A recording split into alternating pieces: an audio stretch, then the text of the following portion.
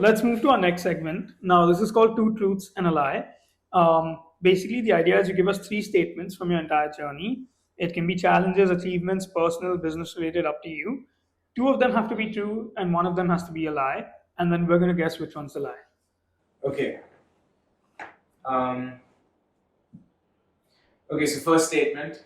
I have tried every alternate day for the last 6 months during the first year that I started the business. Let's Level Up has been the same, pretty much the same idea and ethos ever since we started. And the third is probably the creator economy is going to explode in the next 3 to 4 years. I'm going to go with the third one. The creator economy is going to explode. Is that right? Yeah. Yeah. Okay, I'll go with the second one, that it's changed. So, you said that it stayed the same throughout, but I'm saying that that's a lie. Okay, and I give the answer now. Yeah, it's the second one.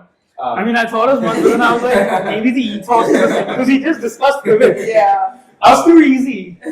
See, sometimes the answer is easy, right? Yeah.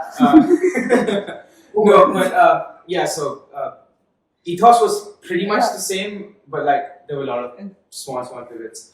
And as for the creator economy, I do think it's going to become a very, very big space. But the question will be whether it's a monetizable space that you can build a concrete business on. That is something I don't necessarily have that much conviction on. So one of the key pivots that we made was also in who we target. So we started looking at creators. But if you start so the way you build brands in the creator space is you probably get 4 to 5 top creators, and then you build a brand halo, and then that's how you build your entire, especially if you're doing a marketplace model. The problem with doing that is everybody is going after them. So if you don't have the cash and you don't have the clout, so it's not like I'm an influencer today, at least not yet. And so I can't go to why will they choose you? Yeah, why would they choose me?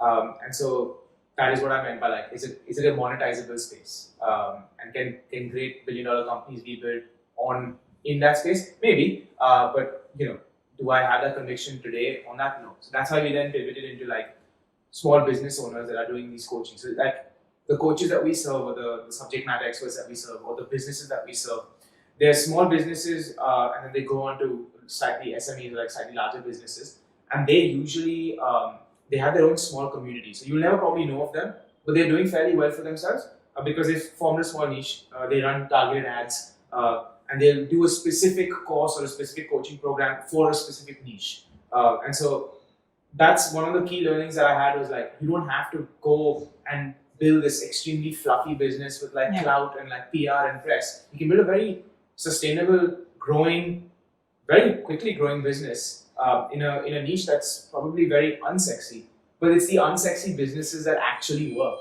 Yeah. So that was an interesting learning. You take plastic bottle label and cap manufacturers. They do 5,000, 6,000 crores of revenue per year. Yeah. It's not a very sexy business. Yeah.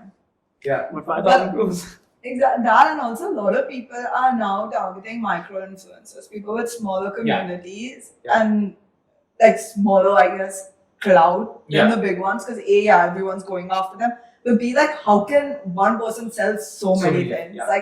After a point, you're not gonna be able to believe what they're trying to sell, because it's just your creator will also an influencer today will reach a point of saturation on what they can sell and to whom they're selling to. So if I go to a fitness brand influencer, how many fitness apps will they keep endorsing? Until me as an audience realizes this guy is just going on and on. This person is just making money. And so then the credibility goes down. And so then it almost backfires over a period of time.